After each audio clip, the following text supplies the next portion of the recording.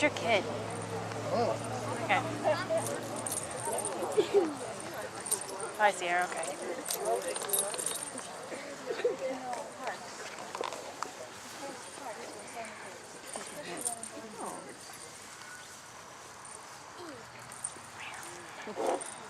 He has a question. No, I don't. No, he does. No, I don't.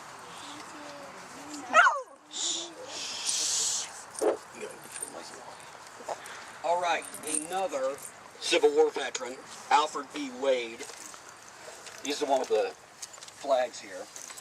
Mr. Wade was the organizer of the 73rd Volunteer Infantry during the Civil War, fought in several battles, and eventually was captured as a POW and spent a lot of time in a Confederate prison called Libby Prison, which was really bad, as all Confederate prisons were. Well, and our side prisons weren't much better either. So spent a lot of time in there. He was eventually released in a trade deal. He kept a diary, which we still have in the Center for History Archives. On a cold February morning after he returned, after the Civil War was over with, in 1877, he took his dog and his canoe, his fishing and hunting gear, and went out to the Kankakee Marsh, which was basically southwest of the bypass at Mayflower Road in that area. As night came on, the only thing that came back was his dog. Search party was put together. They went out there. They found his upturned canoe. Didn't find any of his hunting gear or fishing gear. Eventually, a couple days later, they did find his body.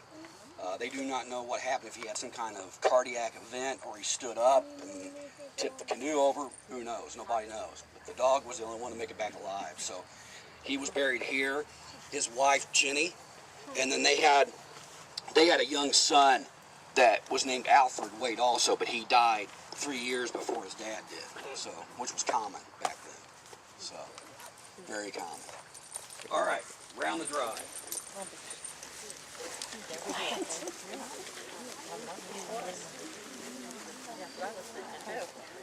Are you gonna muzzle him? Yeah, we'll try it. He may whine now. Oh, God, now you made him look like Hannibal Lecter. I know. Jeez. Cannibal mask. Does he need to go in the van? Scanner. Hey, go ahead. Yeah, you can touch him. Yeah, I'm just keeping him quiet so you don't bark. He has a habit of barking. He doesn't. Oh, that wasn't you, sweetie. That was the muzzle. That was the muzzle. Yeah. Oh, hold on. Hold on, just a Hang second. on a minute. Let me get muzzled. There you go. There you Now go. you can. Now you can. Now he's okay. Uh-huh. It's a good boy. That wasn't you. Come on, honey, let's go. Oh, we gotta catch up. He's Oh, it's the muzzle. It's not you, It's the sweetie. muzzle. not used to it. Yeah, gotta keep him quiet. He doesn't like it, and he No, looks like Hannibal Lecter. I couldn't even hold that big stone over there. Yeah, I haven't got to use it too often on him. He goes He's with me trying to get it everywhere. off as hard as he can. Oh, no, he can't get it off.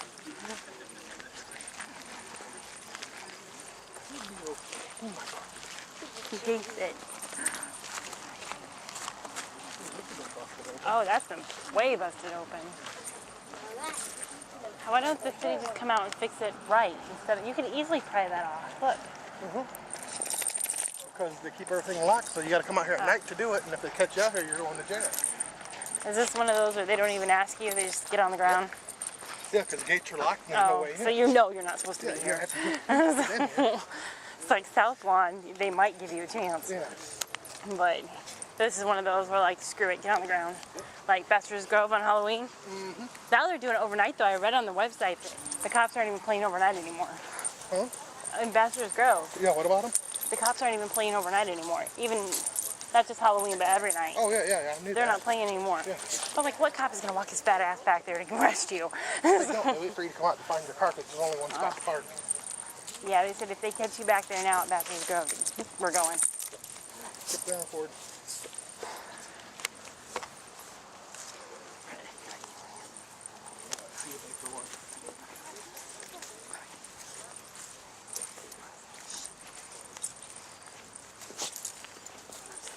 He hates that. This is Hannibal Lecter. God.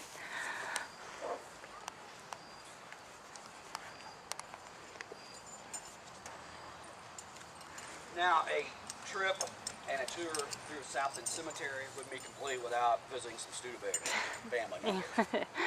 Just wouldn't be a good tour if I didn't point out some Studebaker family. Now, John and Rebecca are the ones responsible for 5 Studebaker boys who all eventually came to South Bend and eventually started a blacksmith shop.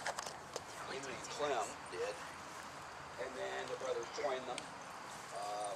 One brother, Henry, moved to Goshen and sold his brother's wares, wagons, carriages, wheelbarrow, horseshoes, all kinds of stuff from Goshen. But John and Rebecca were their mom and dad. John had actually been born in Gettysburg, Pennsylvania. About 2, help me, Randy, where are you at? 2 of the boys born, 2 of the Studebaker boys born in Gettysburg, and then the other 3 born in Ashland, Ohio. The boys actually, a couple of them came from Gettysburg, and after the family moved to Ashland, a couple more came into town. At the corner of Jefferson and Old Michigan Street downtown, on the northwest corner, there is a big giant stone. There's also a Wells Fargo Bank building there, and that is the original blacksmith shop of Henry and Clem, which eventually blossomed into Studebaker carriage, Studebaker wagon, and then eventually into Studebaker automobiles. They had a sister, also Maria, that died young. Was it Maria? Oh, Could be. All right, we're just going to go with that. Maria died young. Rebecca died on April Fool's Day. I don't know if there's any. Now, some people say that their monogram looks like an S, but more importantly, looks like a dollar sign.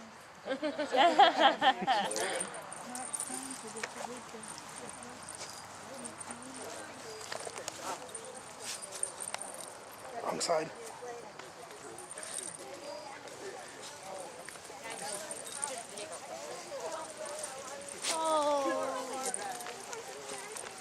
Yeah, I taught you what. Hannibal. He looks like Hannibal. My little Hannibal, he's okay. Hey, there's a way in tonight. What? So there's a way in tonight. Oh, yeah, you could do that. I'm sure they lock that. You may not know about it. So far.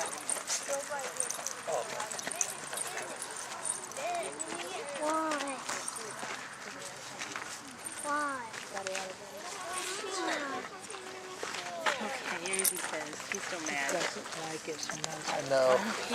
But he's starting to get so loud.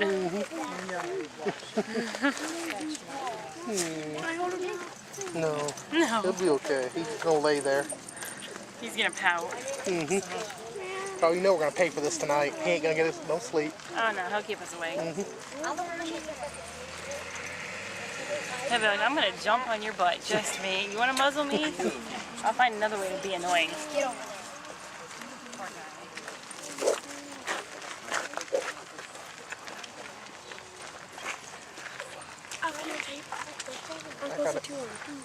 Okay.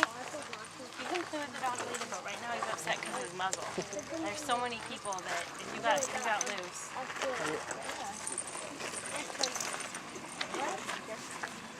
Now, the giant Washington Monument here is not the Washington Monument. This is actually Peter Studebaker's grave marker.